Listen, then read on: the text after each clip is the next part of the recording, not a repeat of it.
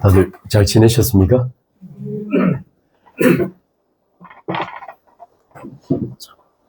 역시 익숙해지는 건 너무나 힘든 과정인 것 같습니다.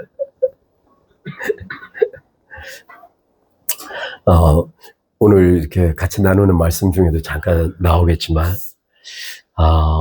이스라엘 백성들의 존재 자체는 우리의 신앙에 굉장히 심각한 질문을 던지는 것 같습니다.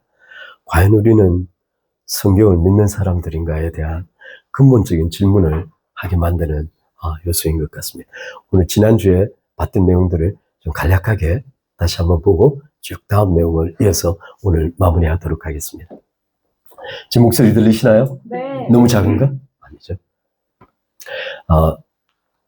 지난번에 말씀드렸는데 대체 신학은 신학적으로 또 교회적으로 굉장히 심각한 문제들을 굉장히 많이 이야기했습니다. 지난번에 말씀드린 대로 사도행전, 오늘 말씀 잠깐 볼게요. 사도행전 28장 25절로 28절을 잠깐 보겠습니다. 사도행전 28장 한번 잠깐 보겠습니다.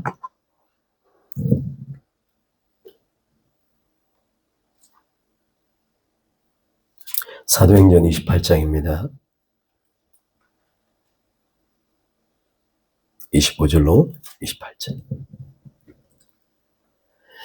25절로 28절입니다. 서로 맞지 아니하여 흩어질 때 바울이 한 말로 이르되 성령이 선지자 이사야를 통하여 너희 조상들에게 말씀하신 것이 옳도다. 일렀으되 이 백성에게 가서 말하기를 너희가 듣기는 들어도 도무지 깨닫지 못하며 보기는 보아도 도무지 알지 못하는도다. 이 백성들의 마음이 우둔하여져서 그 뒤로는 둔하게 듣고 그 눈은 감았으니 이는 눈으로 보고 귀로 듣고 마음으로 깨달아 돌아오면 내가 고쳐줄까 함이라 하였으니 그런즉 하나님이 이 구원이 이방인에게로 보내어진 줄 알라. 그들은 그것을 들으리라 하더라. 아멘. 바울이 이게 여러분 아시다시피 사도행전 맨 마지막에 기록된 구절입니다. 바울이 유대인들 자기 동족들에게 끊임없이 복음을 전하려고 최선을 다했습니다. 근데 사도행전 맨 마지막에 바울의 마지막 결론은 너희가 듣기는 들어도 듣지 못하며 보기는 보아도 보지 못하며 듣고 보아도 깨닫지 못한다고 결론을 내리고 이제 복음이 이방인을 향할 거라고 바울이 사도행전 마지막 결론을 내고 이방인의 교회 역사가 시작됩니다. 아마 이것이 복음에 대한 이방인들의 근본적인 완악함과 태도들에 대한 사도 바울조차도 용납할 수 없는 그들의 완악함이었습니다. 지난번에 몇 가지 요약하게 해서 맨 밑에 보시면 한 가지 기억할 것이 있습니다. 우리 교회 뿌리는 누구라고요? 우리 교회 뿌리는 유대인들입니다. 다시 한번 교회 뿌리는 유대인들입니다. 우리는 그것을 잊지 말아야 합니다. 그 밑에 내려가시면 또 제가 다음에 한번 보겠습니다. 다음 부분 맨 밑에 보시면 지난주에 말씀드린 대로 좀 강조하고 싶은 것이 있습니다. 오늘 우리는 신약 성경을 가지고 있습니다. 신약 성경 중에 약 13권, 히브리스를 포함해서 약 13권 정도 되는 포함이 바울이 기록한 서신서입니다. 우리 기독교 교리는 대부분 바울의 서신서 위에 기초하고 있습니다. 바울에 의해서 정립되어진 교리적 기초가 오늘 기독교의 교리적 기초로 확립되어 있습니다. 바울은 유대인입니다. 그들은 기존의 유대인들과 달리 지난번에 말씀드린 것처럼 유대인들이 가지고 있었던 율법과의 관계성을 어떻게 하나님께서 새 언약을 통해서 극복하고 있는가를 확신하게 바라볼 수 있었던 사람이 바로 유대인들인 거죠. 따라서 오늘날 우리가 가지고 있는 신학적 틀이 이방인이나 헬라인이나 철학에 의해서 오염되지 아니하고 순수하게 지켜질 수 있었던 이유는 그들이 바로 유대인이었기 때문에 율법에 대해 그들이 가져왔던 1500년의 역사를 극복하고 신약성경 예수 그리스도를 통한 복음을 그대로 받아들이고 그 순수성을 지키려고 노력했던 겁니다. 그 결과물이 13편의 서신서인 동시에 오늘 우리가 가지고 있는 성경입니다.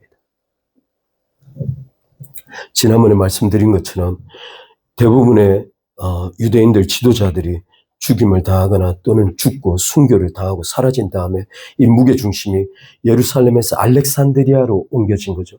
알렉산드리아는 지난번에 말씀드린 것처럼 알렉산더 대왕이 헬레니즘을 전 세계에 소위 그 당시에 제국 안에 전파하기 위하여 엄청난 자금을 투자해서 헬레니즘 문화로 세운 도시가 알렉산드리아입니다. 따라서 복음이 그쪽으로 들어가자 철저하게 철학과 융합되기 시작한 거죠. 그것이 오늘날 가톨릭의 모태입니다. 따라서 그들의 관점은 유대인들이 근본적으로 하나님의 언약 속에서 구약에서 신약으로, 옛 언약에서 새 언약으로 넘어오는 이 하나님의 언약적 이해, 경륜적 차별을 헬레니즘적으로 이해한 거죠. 따라서 그들이 헬레니즘적으로 복음을 이해하기, 해석하기 시작하는 순간부터 복음이 급격하게 뒤틀리기 시작합니다. 그 중에 가장 심각한 문제가 바로 성경 해석에 대한 유대인들이 가지고 있던 문자적 해석인 거죠. 문자적 해석은 문자 그대로 바르고 예수 그리스도의 초림은 문자 그대로 성취된 겁니다. 따라서 유대인들은 구약 성경과 소선지서, 대선지서들에게 말하고 있는 유대인들을 중심으로 하고 하나님의 나라의 회복에 대하여 문자 그대로 믿고 있었던 거예요. 그래서 바울 서신서나 서신서들 속에 그대로 하나님의 나라가 표현되어 있는 겁니다. 그럼에도 불구하고 이것을 인정할 수 없었던 알렉산드리아의 헬라파 지도자들은 이 해석을 바꿔서 이스라엘과 관련된 거의 대부분의 해석을 알레고리 해석으로 바꾸죠. 상징과 비유로 바꿉니다. 따라서 그들이 가지고 있는 거의 대부분의 성경에 이스라엘을 가리키는 것들을 다 교회로 바꿉니다. 그러면서 이스라엘을 지우기 시작하는 거죠. 이게 바로 대체신학의 출발점입니다.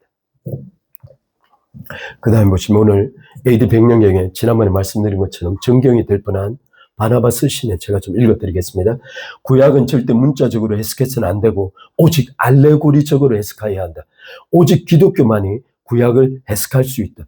땅의 사고를 가진 육체적인 유대인들은 감춰진 성경의 진리를 이해할 수 없다입니다. 아까 제가 말씀드린 이 자체가 근본적으로 오류입니다. 기독교 교리는 유대인들에게 뿌리박고 있습니다.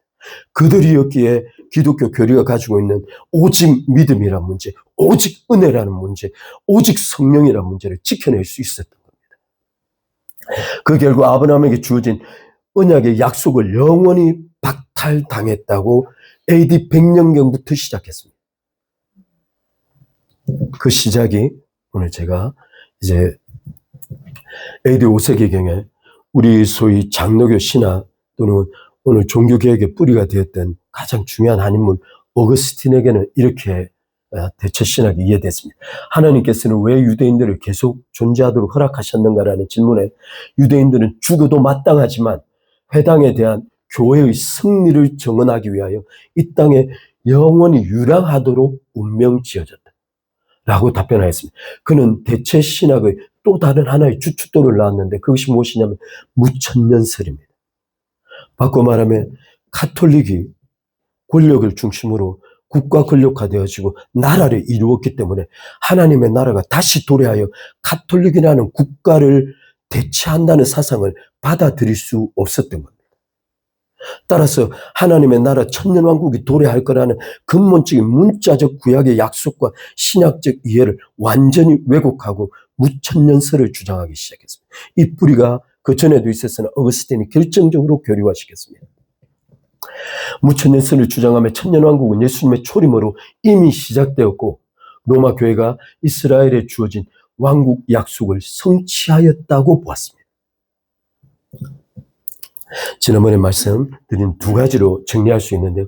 1세기 아까 AD 100년경에 바나바스 신으로부터 어거스틴에 이르기까지 5세기에 두 가지 사실이 정립되었습니다. 대체 신학에 대하여 첫 번째는 철저한 반유대적 개념입니다.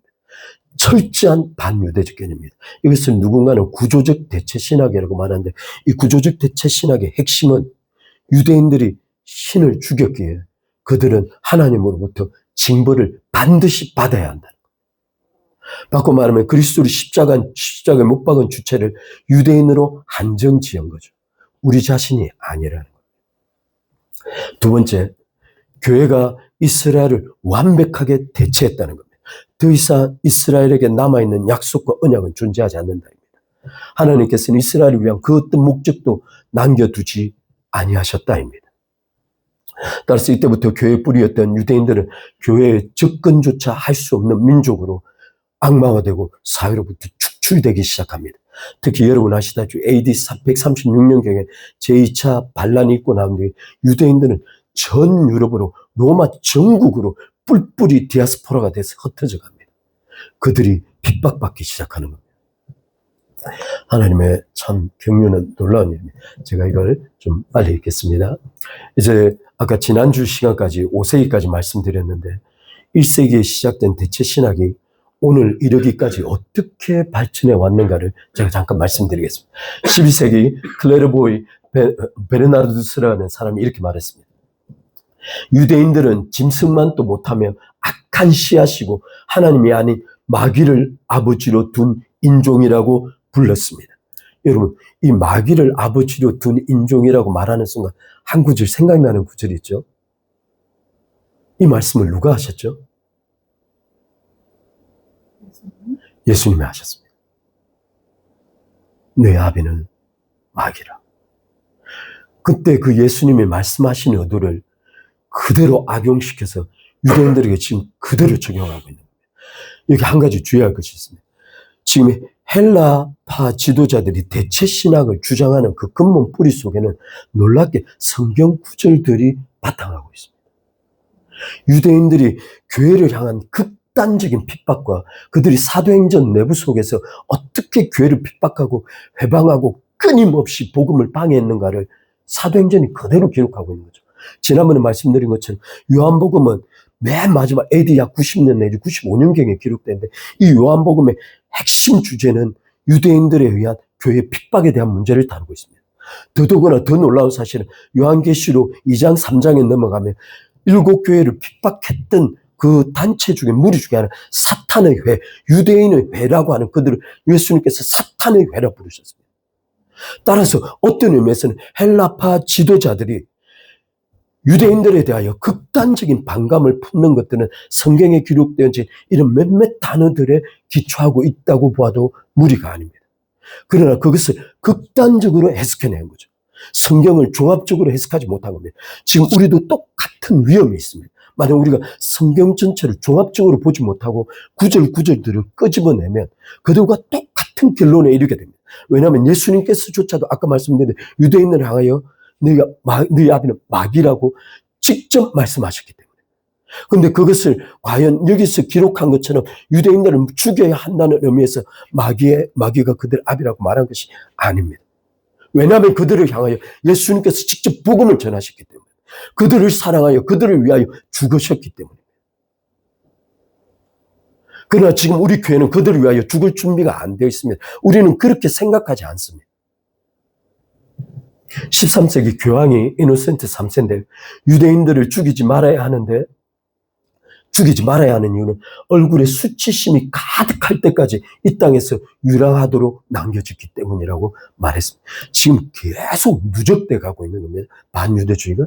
13세기 가톨릭 교리의 신학대전의 저자 토마스 아퀴나스, 우리 토마스 아퀴나스 계속 다루고 있죠. 토마스 아퀴나스조차도 이런 말을 했습니다. 신을 죽인 죄 때문에 유대인들은 영속적인 노예로 살도록 운명 지어졌다.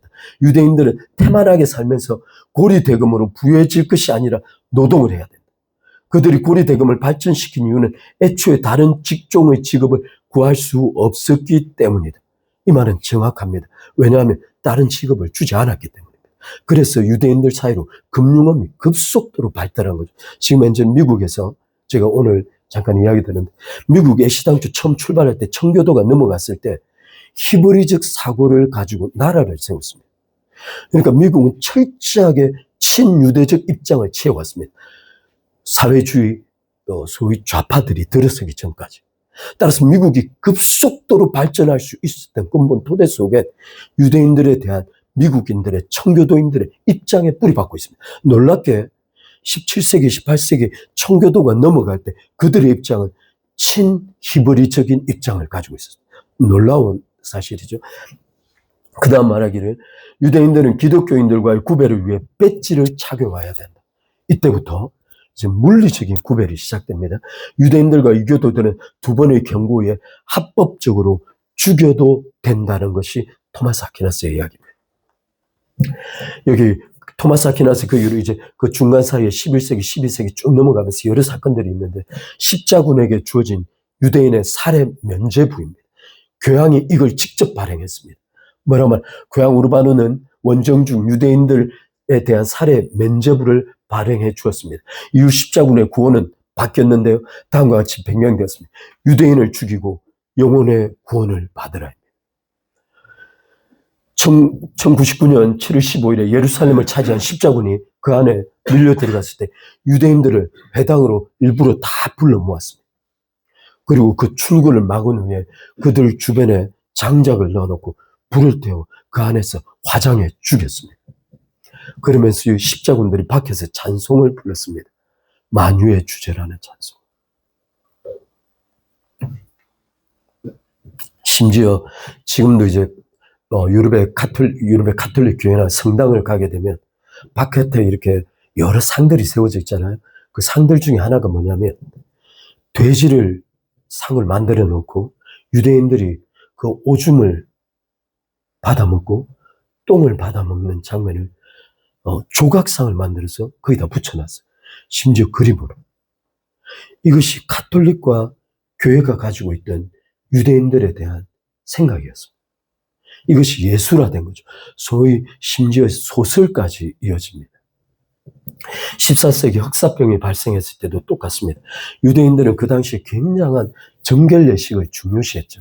그러다 보니 흑사병이 발생했을 때도 유대인들에게 피해가 굉장히 적었던 겁니다. 근데 이것을 근거로 교회가 말하기를, 또 일반인들이 말하기를 흑사병의 원인이 유대인들에게 있다고 소문을 퍼뜨리기 시작한 겁니다. 그때 유대인들이 엄청난 수가 학살당했습니다. 이제 아까 말씀드린 대로 토마스 아퀴나스가 옆에 배치를 달라고 했는데 11세기경부터 게토라는 지역이 만들어지고 유대인들이 집단 생활할 수 있는 분리된 사회 구조를 만들어내기 시작했습니다. 유대인들을 해충으로 여긴 사람들이 사회로부터 격리시켜서 유대인들의 집단촌을 만들기 시작한 거죠. 제가 종교개혁이 등장했는데 이제 종교개혁은 더 충격적입니다. 이것이 AD 100년에서부터 시작된 그 점차 발전한 반유대주의가 종교개혁을 통해서 극단적인 양상을 떼기 시작합니다. 더 충격적인 건 1611년도에 킹 제임스 버전의 성경이 있는데 이사야서 43장 1절입니다. 이렇게 기록하고 있습니다. 야곱아 너를 창조하신 여호와께서 이제 말씀하시느니라. 이스라엘아 너를 조성하신 자가 이제 말씀하시느니라. 너는 두려워 말라. 내가 너를 구속하였고 내가 너를 지명하여 불렀나니 너는 내 것이라. 저도 지금까지 그렇게 배웠으나 이 구절을 교회를 위한 것이라고 배웠습니다. 그래서 이 킹 제임스 버전이 제목을 달았는데 뭐라고 달았냐면 하나님께서 약속으로 교회를 위로하시다 라고 제목을 달았습니다. 바꿔 말하면 이때부터는 이미 신학이 구약과 신약 성경에서 거의 이스라엘을 다 지워버렸습니다. 따라서 구약 성경 칼빈조차도 구약 성경의 소선지자 대선지서를 해석하면서 이스라엘에 대한 글들을 다 교회로 해석한 거죠. 그래서 칼빈은 요한계시록이 어렵기도 하지만 요한계시록이 대부분 다 갑자기 신약 성경 속에 히브리적, 유대적, 구약적 용어들이 요한계시록에 계속 반복해서 등장하니 칼빈은 요한계시록에 대한 주석을 쓰지 않았습니다. 놀랍게 루터가 종교개혁 1517년도에 95개의 반박문을 발표했을 때 루터의 초기 입장은 굉장히 친유대적이었습니다.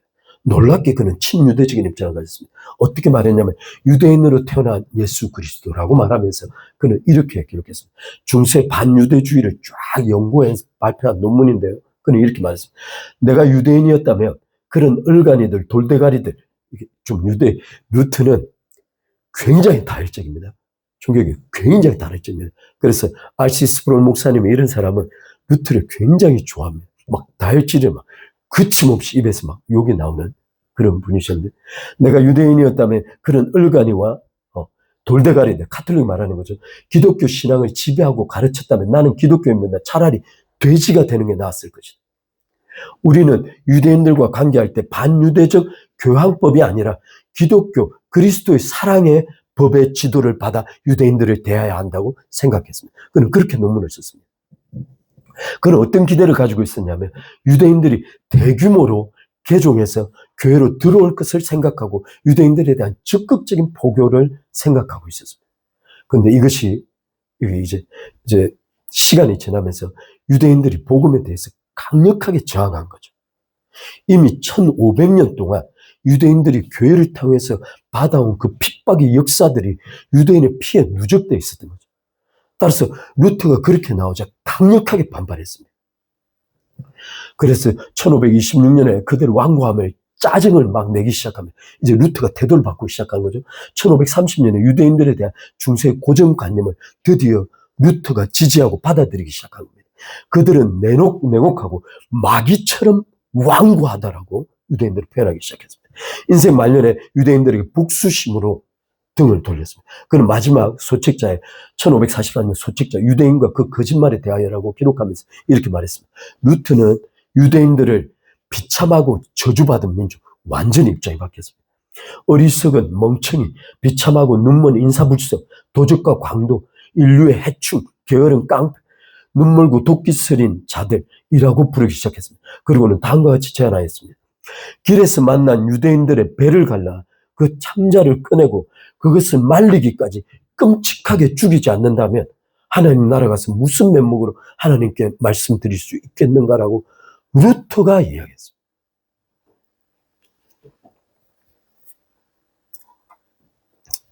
이제 좀 내용이 기니까 좀 말해요. 루터가 그래서 제안한 것이 있습니다. 지금부터 기독교가 유대인들에 대하여 어떤 스탠스를 취해야 하는가, 또는 사회가 유대인들에 대하여 어떤 태도를 보여줘야 하는가 하면서 6가지 제안을 했는데, 첫 번째, 그들의 해당과 학교를 불태워야 한다. 두 번째, 그들의 주택은 파괴되어야 한다. 그들의 탈무드와 문서들은 완전히 몰수되어야 하고 랍비의 강의는 금지되어야 한다. 그들의 돈은 탈취해야 되고 그들은 강제 노동을 하게 해야 한다. 이것이 루터가 6가지 제안한 겁니다. 그런데 놀랍게 이 루터가 이것을 발표하자 놀라운 일이 벌어졌어요. 밑에 제자들이 루터가 이것을 책으로 발견하자 이것이 책으로 발견돼서 세간에 읽힐까 봐 이 책들을 빠르게 회수합니다. 그리고는 이것을 창고 안에 집어넣어서 밀폐시키고 보관을 합니다. 근데 이것을 발견한 사람이 누구냐? 히틀러입니다.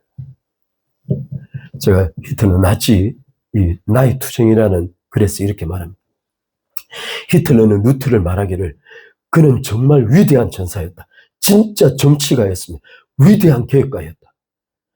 1924년 기독교 모임에서 히틀러가 말한 겁니다.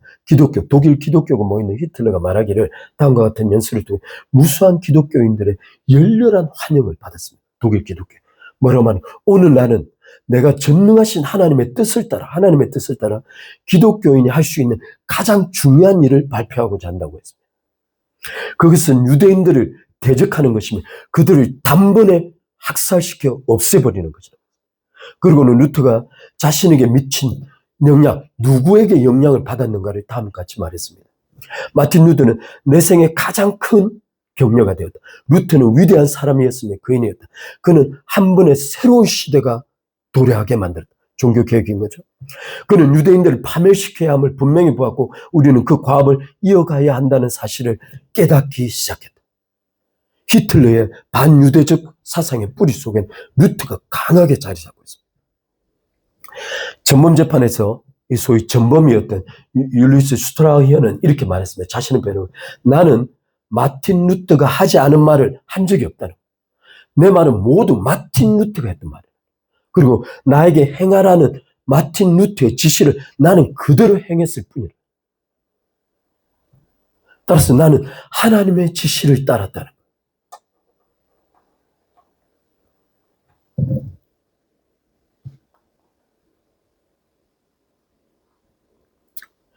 제가 오늘 이 글을 좀 정리하다가 여러분께 좀 우리 함께 좀 고민해 봤으면 하는 문제입니다.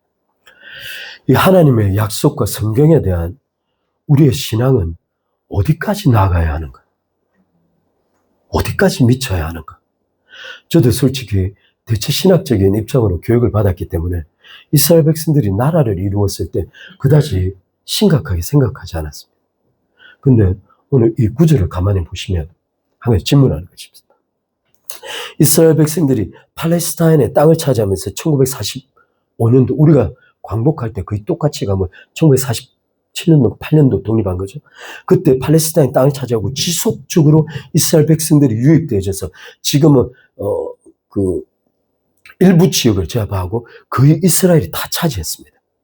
근데 이에 대한 가톨릭이 뭐라고 입장을 발표했냐면 다음과 같이 입장을 발표했습니다. 이스라엘에 대한 성경의 기록은 지금도 유효한가? 밑에 이렇게 기록되어 있습니다. 더 이상 선민이라는 개념은 존재하지 않는다. 이게 가톨릭의 입장입니다. 더 이상 선민 개념은 존재하지 않으면 이스라엘에 의한 팔레스타인의 점령을 종식시켜야 한다. 성경은 이스라엘 땅 내에 유대인의 존재를 정당화시켜주지 않는다는 거예요. 약속의 땅이란 개념은 유대민족의 이스라엘 기환과 팔레스타인으로 이동을 정당화하는 근거로 쓰일 수 없다는 겁니다. 바꾸어 말하면 약속의 땅이라는 BC 1400년경에 하나님의 약속은 이미 유대인들 AD 136년 완전히 멸망당하기로 하나님의 약속은 종료되었다는 겁니다. 심지어 아브라함을 통하여 하나님께서 땅과 민족의 약속을 주셨는데 아브라함에게 주신 약속은 더 이상 이스라엘 백성들에게 유효하지 않다는 겁니다. 따라서 1947년도, 8년도 그때 이스라엘 백성들이 독립해서 팔레스타인으로 돌아갔을 때 그것을 성경의 성취로 보지 말아야 한다.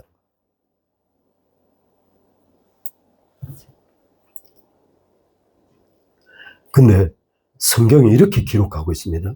신명기 30장 3절인데요. 이거 이제 신명기를 기록한 여러 이유들의 목적 중에 하나는 이겁니다. 이스라엘 백성들이 29장 4절에 깨닫는 마음과 보는 눈, 듣는 귀를 주지 않으셨다는 거죠. 모세가 하는 말입니다. 따라서 이스라엘 백성들이 율법은 주셨으나 이들이 반드시 율법 안에서 실패할 것을 모세는 알고 있었다는 거예요. 그래서 이스라엘 백성들은 반드시 어느 한 시점 가면 신명기 28장에 기록한 대로 그 저주가 이스라엘 백성들 전체에게 임할 것이라는 것을 모세는 이미 예측한 겁니다. 그들의 자녀들이 포로로 잡혀가고 민족이 쳐들어와서 가는데 그 민족의 무섭기가 한이었고 그들을 완전히 발발굽이 소위 이스라엘 백성들 가나안 땅을 초토화시키고 그들이 일거를 이방신을 섬기게 할 것이라고 이미 28장에 예언하신 대로 그들이 저주받을 거라고 모세가 이미 예언하고 확신하고 있습니다. 그럼에도 불구하고 그때 너희가 모든 이방인으로 흩어져 갈 텐데 하나님께서 반드시 너희를 돌아오게 할 것이라고 이미 그때 모세가 예언하고 있는 거예요. 이스라엘의 패망도 예언하는 동시에 그들이 돌아올 것을 모세가 동시에 예언하고 있는 거예요. 뭐라고 기록해놨냐면 신명기 30장 3절에 내 하나님 여호와께서 마음을 돌이키시고 이제는 하나님께서 너희의 우상 숭배와 죄를 인하여 심판하셨으나 하나님께서 마음을 돌이키시고 너희를 긍휼히 여기사 포로에서 돌아오게 하시되 내 하나님 여호와께서 흩으신 그 모든 백성 중에서 너희를 다 모으실 것이라. 심지어 예레미야서 32장 27절로 기록되어 있으나 에스겔서 29장 28절에 이렇게 기록했습니다. 전에는 내가 그들이 사로잡혀 여러 나라에 이르게 하였군요. 하나님께서 직접 보내셨다는 겁니다. 바꿔 말하면 이스라엘 백성들이 자발적으로 간 게 아니고 하나님께서 보내셨다는 거예요. 지금 하나님의 사고 구조입니다. 우리는 이스라엘 백성들이 하나님의 심판을 받아 강제로 이송되어져서 보내셨다고 생각했으나 하나님은 지금 말씀하시길 그들이 강제로 보냄을 받은 것이 내가 보냈다는 거예요. 이렇게 하였거니 후에는 내가 그들을 다시금 보냈으니 모아서 고국 땅으로 돌아오게 하고 그 한 사람도 이방의 땅에 남겨두지 아니하겠노라고. 그들이 내가 여호와 자기들의 하나님이신 줄 비로소 알게 될 거라고 말합니다. 따라서 여기 질문이 있습니다. 지금까지 우리 자신 또한 가톨릭적 입장을 취했습니다. 이스라엘 백성들이 그 옆에 팔레스타인에 소위 무슬림이죠. 팔레스타인 블레셋 족속이 아닙니다. 그냥 팔레스타인에 정착하게 팔레스타인이라고 부르는 거죠. 그들에 대하여 극심한 전쟁을 통하여 축출해 나갈 때 많은 사람들이 반대했습니다. 근데 우리 하나 질문이 있습니다. 이스라엘 백성들이 여호수아를 통하여 가나안 땅을 점령해 들어갈 때 하나님께서 말씀하시기를 그들에게 단 한 사람, 심지어 아이벤 여자 배조차도 갈라서 죽이라고 명령하셨습니다. 그러면 한 가지 질문이 있습니다. 하나님께서 이스라엘 백성들 팔레스타인에 돌아오고 계실 때 어떻게 하시는 것이 하나님의 뜻일까? 지금 이스라엘 백성들이 팔레스타인에 정착해 있던 구 사람들에 대하여 행하는 일들 우리는 어떻게 해석해야 하는가? 창세기 48장 3절에조차도 이렇게 기록하고 있습니다. 요셉에게 이르되 이전에 가나안 땅 루스에서, 이건 48장은 야곱이 이스라엘 백성들 자신의 자녀들을 모아놓고 일일이 축복하는 내용 중에 요셉에게 복 주시면서 하신 말씀입니다. 요셉에게 이르되 이전에 가나안 땅 루스에서 전능한 하나님이 내게 나타나서 복을 허락하여 주셨다는 것. 조건 없는 약속을 주셨다는 것. 어떤 약속이죠? 내게 이르시되 내가 너로 생육하게 하여 번성하게 하여 내게서 많은 백성이 나게 하고 내가 이 땅을 내 후손에게 주어 영원한 기업이 되게 하리라 하셨느냐. 이 질문이 있습니다. 하나님께서 야곱에게 주신 약속, BC 약 1800년경에 주셨던 하나님의 그 약속은 지금도 유효한가요? 영원한 기업으로 아브라함에게 주신 하나님의 약속은 지금도 유효한가요? 유효합니까? 유효합니까? 지금 제가 대체신학을 쭉 이야기해 놓으니까 감정 정서적으로 유대인들에 대한 감정이입이 돼서 그럴 수도 있죠. 정말 믿습니까? 할렐루야. 할렐루야. 그 이유는 약속하신 하나님이 영원하시기 때문입니다. 팔레스타인 땅의 실소유지이신 하나님께서 땅의 영원한 소유권을 야곱에게 주신 겁니다. 이스라엘 족속에게 주신 겁니다. 땅에 대한 소유권은 무조건적 언약 속에 포함되어 있습니다. 무조건적 언약 속에 포함되어 있습니다. 여러분, 질문이 하나 있습니다. 여러분의 구원은 조건적 언약에 기초하고 있습니까? 무조건적 언약에 기초하고 있습니까? 우리의 구원 또한 무조건적 언약에 기초하고 있습니다. 영원하신 하나님께서 우리에게 영원한 구원을 허락하셨습니다. 이스라엘이 영원한 땅에 소유권을 주장할 수 있어야 우리 또한 하나님의 구원을 영원한 구원이라고 주장할 수 있습니다. 하나님의 약속과 언약에 입각하여 소유를 주장하고 있는 겁니다.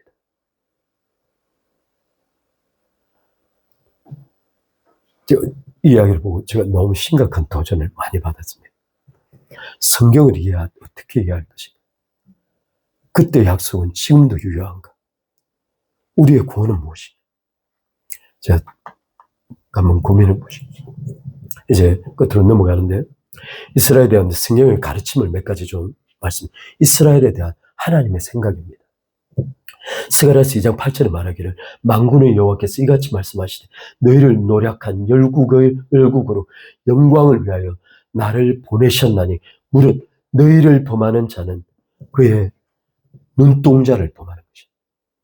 이스라엘을 범하면 하나님의 눈동자를 찌르는 것과 같다고 지금 말씀하고 있는 거예요. 이 말씀은 영원히 유효할까요? 제가 이 말씀을 근거로 다른 표현하겠습니다. 얼마 전에 이스라엘이 이란을 칠 때 우리나라에서 긴급하게 입장문을 발표했습니다. 누구와 똑같은 입장이었냐면 러시아, 중국, 북한과 같은 입장이었습니다. 이스라엘이 이란을 치는 걸 반대한다는 거예요. 지금 우리나라는 지금 놀랍게도 국가 마격 전쟁을 비롯해서 중동 전쟁의 주체가 될 그 부류들과 똑같은 스탠스를 취하고 있습니다. 반이스라엘입니다. 만약 하나님의 약속이 영원하고 이 말씀이 사실이라면 우리의 결정권자가 하나님 이스라엘을 대적하는 입장을 취하고 있는 겁니다. 좀 생각을 많이 하고 우리가 정말 깊이 기도해야 되고, 민수기서 23장 8절에 하나님이 저주치 아니하신 자를 내 어찌 저주하며 여호와께서 꾸짖지 아니하신 자를 내 어찌 꾸짖을꼬. 내가 축복을 명받았으니 그가 하신 축복을 내가 돌이킬 수 없도다. 여호와는 야곱의 허물을 보지 아니하시며 이스라엘의 패역을 보지 아니하시는도다. 제가 지난번에 말씀드린 이제 발람이 제사를 드리면서 이스라엘 축복하는 거죠. 실제는 그 사이에 이스라엘 안에 무수한 범죄들이 행해지고 있었습니다. 여러분 아시다시피 이거 민수기 28장에 기록되어 있는데 민수기 13장은 가데스 바네아에서 하나님의 반역하고 가나안에 들어가기를 거절하는 순간 하나님이 진노하셔서 이 백성 다 쓸어버리고 모세를 통하여 다른 민족을 세우겠다는 말씀이 민수기 13장에 기록된 내용입니다.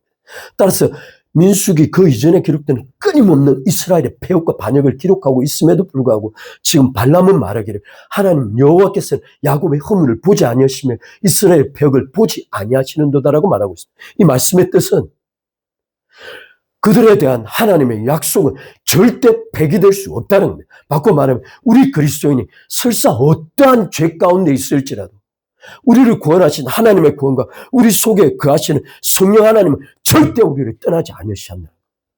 하나님께서 우리를 바라보시는 관점은 마치 우리가 죄를 짓지 아니한 것처럼 우리를 바라보신다. 왜냐하면 그리스도 때문에.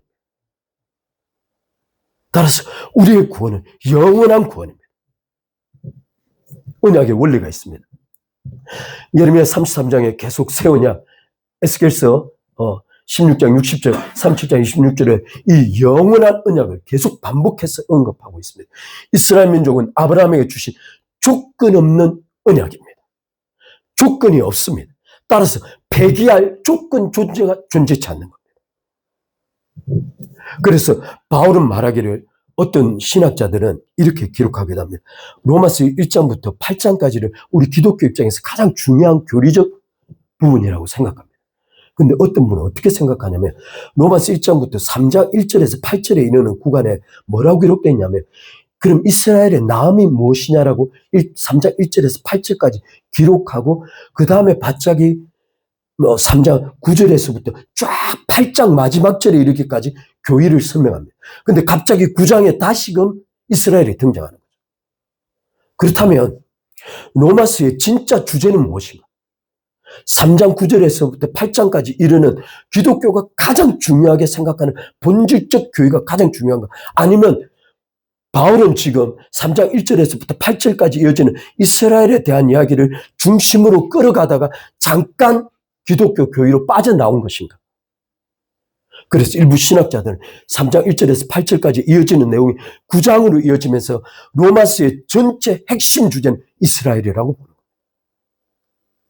그 소에 교회가 삽입되어 있다는 거예요. 조금 이따 이 사실을 보겠습니다. 로마서 11장 28절에 복음으로 하면 저희가 너희를 인하여 원수가 되었다는 거예요. 복음으로 인하여 너희를 위하여 하나님께서 이방인들을 구원하기 위하여 잠시 이스라엘 백성들을 원수되게 만들었다는 겁니다. 택하심으로 하면 조상을 인하여 사랑을 입은 자니라고 기록하고 있습니다. 제가 너무 많은 성경 구절이 그냥 넘어가겠습니다. 이스라엘에 대한 언약 폐기가 가능하다면 그리스도인들에 대한 언약은 무엇으로 보장할 수 있냐는 겁니다. 제가 이 구절을 정리하고 마칠 두 가지 있으니까 하나님께서 이스라엘 이방인들을 구원한 동기가 뭘까요? 우리 기독교는 하나님의 영원한 작정과 생명책을 굉장히 강조하고 싶어 합니다. 이방인들에 대한 구원이 하나님의 영원한 작정 속에 포함되어 있다는 거죠. 우리는 이것을 굉장히 자랑스럽게 생각하고 기독교는 이 부분을 굉장히 중요합니다. 그러나 로마서는 아주 독특한 이야기를 바울이 하고 있습니다. 뭐라고 기록한? 로마 11장 11절입니다. 그러므로 내가 말하노니 저희가 넘어지기까지 실족하였느냐? 그럴 수 없느냐? 저희의 넘어짐으로 구원이 이방에게 이르러 이스라엘로 시기나게 하려 함이니. 근데 그 밑에 구절 호세아가 이렇게 기록하고 있습니다. 내가 나를 위하여 저를 이 땅에 심고 긍휼히 여김을 받지 못하던 자를 바꾸고 말해요. 이방인입니다. 긍휼히 여기며 내 백성이 아니었던 자들을 향하여 이방인입니다. 향하여 이르기를 너는 내 백성이라. 저희는 이르기를 주는 내 하나님이라 말하게 하겠다는 거예요. 그 이유를 놀랍게 모세가 이렇게 기록하고 있습니다. 아까 32장 이스라엘이 회복되는 그 지점에 대한 이야기죠. 하나님께서 이스라엘 백성 저주하여 온 땅에 흩으셨을 때 하나님께서 무엇을 하실 것인가를 말해주고 있습니다. 이스라엘이 심판을 당하여 이방인 전체로 흩어졌을 때 이방인들이 돌아오게끔 하기 위하여 하나님께서 하시는 일을 신명기 32장 21절에 이렇게 기록하고 있습니다. 그들이 하나님이 아닌 자로 나의 질투를 일으키며 그들이 허무한 것으로 나의 진노를 격발하였다는 겁니다. 바꿔 말하면 이스라엘 백성들이 우상을 끊임없이 섬기고 이런 성신들을 섬기고 심지어 자기들이 만들 수 있는 모든 종류의 신들을 섬기고 심지어 하나님을 더 이상 섬기지 않냐고 우리가 이런 성신을 섬길 때는 우리가 잘 살더니 여호와를 섬길 때는 우리가 배고프고 굶주리고 잘 못 산다고 말하면서 하나님을 버려버렸던 이스라엘 백성입니다. 따라서 하나님께서 이미 1400년 전에 BC 1400년에 모세가 말하기를 너희가 우상을 통하여 하나님을 극단적으로 질투하게 했다는 거예요. 시기나게 만들었다. 허무하여 아무것도 없는 것으로 하나님을 극단적으로 시기나게 하였으니 이제부터는 하나님께서 너희를 시기나게 만들겠다. 그 하나님의 방법이 무엇이냐? 바로 백성이 아닌 자를 백성 삼고 긍휼히 여기지 않던 자를 긍휼히 여김으로써 너희로 하여금 내가 그들에게 복과 복을 주고 그들이 나를 나의 하나님이라고 부르는 모습을 바라보면서 너희가 비로소 너희 잘못을 깨닫게 될 거라. 따라서 로마서 전체를 이끌어가고 있는 바울의 이방인의 구원의 근본적 하나님의 동기의 원인은 이스라엘 백성들이 우상을 섬김으로 하나님을 시기나게 했기 때문입니다. 바로 그 이스라엘의 범죄 자체가 원인이 되어 이방인들을 구원할 수 있는 근거가 되었다는 겁니다. 놀랍죠? 이스라엘 백성들이 완악하면 완악할수록 이방인들이 구원받을 수 있는 가능성이 훨씬 높아졌던 겁니다. 루트가 바라보았던 바로 그 이스라엘의 그 유대민족에 정말 처음에는 사랑하고 싶었는데 나중에는 그 극단적인 방법으로 유대인들을 학살해야 한다고 생각했던 그 루트의 사고방식이 어떤 의미에서는 그 유대인들의 그 완악함이 우리가 구원을 받는 기초가 되었다는 거예요. 그래서 바울이 말하기를 이렇게 말하고 있습니다. 말하기를 하나님이 모든 사람을 순종치 아니하는 가운데 가두어 두시 하나님께서 모든 사람을 순종치 않았는데 가두어 뒀다는 말은 이스라엘 백성조차도 하나님을 버린 거죠. 따라서 예수 그리스도께서 십자가 질 당시에 모두가 다 하나님을 버린 거예요. 따라서 모두가 순종치 않으며 가두어 두신 거예요.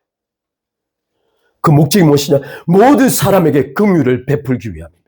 모든 사람을 이스라엘 백성들을 심지어 포함해서 모든 사람을 가두어 두신 이유는 바로 그 모든 사람에게 긍휼을 베풀기 위함. 하나님의 지혜. 그래서 바울이 말해요. 깊도다 하나님의 지혜와 지식에 부유하며 그의 판단은 청량치 못할 것이며 그의 길은 찾지 못할 것이다. 인류를 구원하기 위하여 이스라엘의 완악함을 허락하시며 마치 하나님께서 바로에게 말하기를 내가 그를 강팍하게 만들었다고 말하죠. 지금 이 구절은 이스라엘 백성들이 하나님에 의하여 완악하게 되었다고 말하는 겁니다. 구원을 위하여. 따라서 신이 아닌 것으로 하나님을 시기나게 했던 이스라엘 백성들을 향하여 너희가 내 백성 아닌 것으로 나의 백성 삼음으로 지금부터 너희를 시기나게 하겠다는 겁니다. 그리하여 중간 기간이 시작된 겁니다. 놀랍게 다니엘서 71회에 69일에 의해 한일회가 붕 뜬 이유는 바로 이것 때문입니다. 이스라엘의 완악함 때문에. 이것이 계기가 되어 전체 이방인에 대한 구원을 위하여 교회 시대가 출발된 겁니다. 그리고 지금 2000년이 흘렀습니다. 그렇다면 이스라엘의 완악함은 어느 때까지 이어질 것인가? 심지어 바울이 이것을 말하고 있습니다. 그래서 이스라엘은 하나님의 시간표입니다. 시간표. 어느 때까지 유대인들이 완악할까요? 이방인의 수가 차기까지. 바울은 이미 이것을 알고 기록해놨습니다. 로마서 11장 25절 형제들아 너희가 스스로 지혜 있다함을 명키 위하여 이 비밀을 너희가 모르기를 내가 원치 않으면 이건 바꿔 말하면 바울이 계시로 받았던 내용입니다. 계시로 받았던 내용입니다. 그렇다면 이스라엘이 어느 때까지 완악할까요? 어느 때까지 하나님께서 이스라엘 백성들을 버려두시겠습니까? 이것이 스가랴서에서도 기록되어 있습니다. 천사가 심지어 하나님께 어느 때까지 이스라엘 백성들을 이렇게 두시겠습니까? 라고 여호와께 여쭙는 장면이 나옵니다. 지금 모세가 그 질문을 했을 걸로 추정합니다. 그때 하나님께서 말씀하시고 이 비밀은 이방인의 수가 들어오기까지 이스라엘의 들으는 완악하게 된 것이라. 이방인에 대한 하나님의 작정된 영혼들이 구원받기까지 이스라엘은 완악하게 된 것입니다.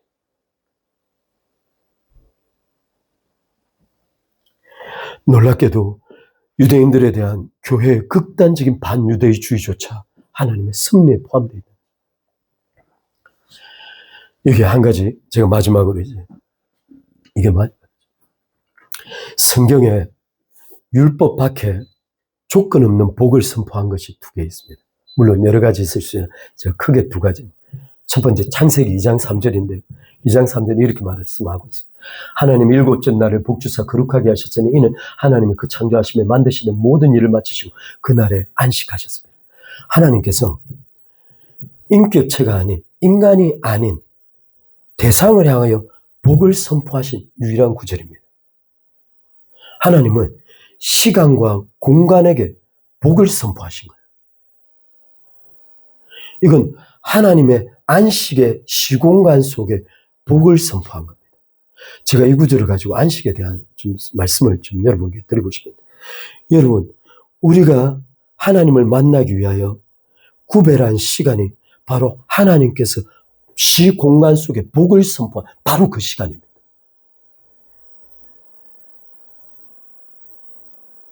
지난번에 말씀드린 안식은 노동의 중단이라고 말했죠. 왜 노동을 중단해야 하냐면 하나님의 안식에 완전히 들어가기 위해서입니다. 근데 그 하나님께서 그 안식적 시공간에 복을 선포하신 거예요. 하나님은 우리에게 끊임없는 일상의 삶 가운데 안식 속으로 들어와 줄 것을 요청하고 있습니다. 왜냐하면 바로 그것이 어떤 개념을 가지고 있냐면 제가 조금만 더 말씀드리겠습니다. 엔트로피 법칙이 있습니다. 엔트로피 법칙은 아시죠? 무질서가 계속 확대되어 간다. 이건 유일하게 물리학적 법칙 중에 절대 예외가 없는 법칙이 바로 이 엔트로피 법칙입니다. 무질서의 극단적 확대. 이건 피조물이 존재하는 창조된 순간부터 엔트로피가 반드시 발생하도록 되어 있습니다. 왜냐하면 시간의 시작점을 가진 존재가 그 순간부터 시간의 끝을 바라보고 있기 때문에. 시간의 끝이 나타나는 이유는 바로 이 엔트로피라는 무질서가 끊임없이 확대되어 가는 거죠. 바로 바꾸고 말하면 인간이 생명을 갖는 동시에 죽음을 갖게 되는 겁니다. 따라서 엔트로피의 무질서의 극대화는 죽음입니다. 근데 그 죽음이 극복되는 방법을 하나님께서 창조의 피조물 안에 두셨는데 바로 그것이 안식입니다. 이 엔트로피가 반전될 수 있도록 하나님의 안식 속으로 들어오라고 초청하고 계신 것입니다. 할렐루야. 이 무질서를 회복시키는 능력을 안식 속에 두신 겁니다. 따라서 하나님의 안식 속에 들어가야 비로소 일로 끊임없이 무질서 속에 끊임없이 무질서를 향해 살았던 삶이 질서를 갖기 시작하는 겁니다. 하나님께서 그래서 시공간에 복을 선포하신 겁니다. 두 번째 복이 있습니다. 이건 조건이 없습니다. 너를 축복하는 자에게는 내가 복을 내리고 너를 저주하는 자에게는 내가 저주하리니 땅의 모든 족속이 너를 인하여 복을 얻을 것이다. 우리는 아브라함에게 하나님께서 주신 약속이 조건 없는 언약임을 잘 알고 있습니다. 그래서 지금 이스라엘 백성들이 팔레스타인을 회복하는 것이 그 복의 연장임을 보았습니다. 그 조건 없는 언약이 성취되고 있는 것을 눈으로 보고 있습니다. 그런데 하나님께서 놀랍게 어떤 약속을 덧붙이셨냐면 너를 복하는 자에게 복주는 축복하는 자에게 복을 주고 너를 저주하는 자에게 저주하겠다는 거예요. 조건 없는 언약 속에 조건 없는 축복이 들어와 있는 거예요. 저는 한 번도 이걸 생각 안 해봤어요.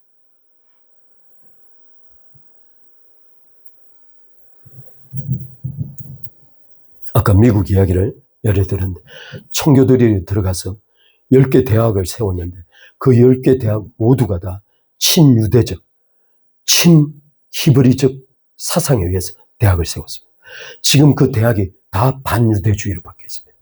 미국의 몰락이 시작됐다고 생각해요. 미국은 그 이스라엘 백성들을 축복하면서 성장해 왔습니다. 지금 제가 말씀드린 것, 우리가 이스라엘을 축복하여 우리도 복받자 이런 개념 물론 그럴 수 있습니다. 그러나 하나님의 시간표 속에 이스라엘 백성들이 어떤 위치를 점하고 있는가? 우리는 이스라엘 백성들을 어떻게 생각해야 하는가?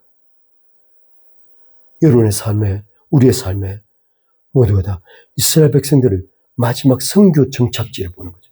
왜냐하면 가장 완악하기 때문에. 또 하나, 이방인의 수가 차기까지 이스라엘의 완악함이 작정되어 있기 때문에. 따라서 이스라엘 백성들의 마지막 우리의 선교지는 이스라엘이 될 겁니다. 반드시 그렇게 됩니다. 그것이 우리의 기도 제목이야. 이스라엘 백성들의 역사 이야기는 우리에게 굉장히 많은 신학적, 신앙적 도전을 주고 있습니다. 우리가 기억하고 이스라엘을 위해서 기도하고 우리의 신앙을 이스라엘 백성들을 근거로 하나님께서 우리에게 주신 구원 자체가 얼마나 위대한 구원인가를 확신할 수 있기를 바랍니다. 우리 잠깐 기도하겠습니다.